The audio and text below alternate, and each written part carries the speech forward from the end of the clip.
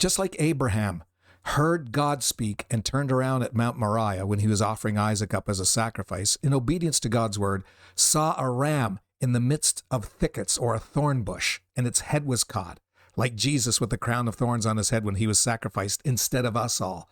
John the Revelator turned around and saw Jesus in the midst of branches that were on fire in the shape of a candlestick, almond branch-shaped candlesticks, according to Exodus 25. Well, Moses experienced the same thing. In Exodus chapter 3, he was on the backside of the desert, had wholly abandoned the thought about him used of God to deliver Israel because he tried in his own way and failed. Well, God appears.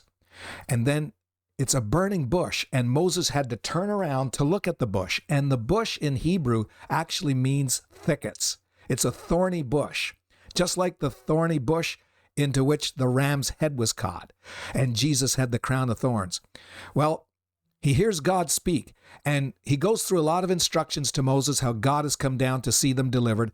But then he gets to the final place after several visits to that same place and tells Moses, now put the blood of a lamb around everybody's doorway and go through that door, and that lamb's death is going to take place instead of the firstborn. Just like the ram's death would take place instead of Isaac. Just like Jesus Christ's death would take the place of all of us who had sinned, and the soul that sins must die.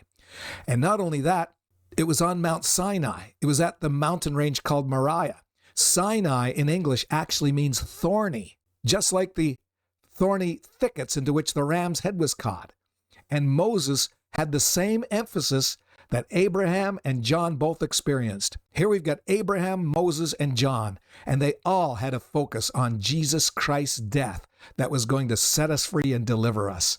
I'm so glad the Bible just works together. And the wonderful thing is, if you go to Galatians chapter 3, it talks about Abraham, the father of the faithful. It talks about Moses and his law that came around. But then it talks about Jesus Christ. Those three significant points of time all just screamed out from every angle you could imagine.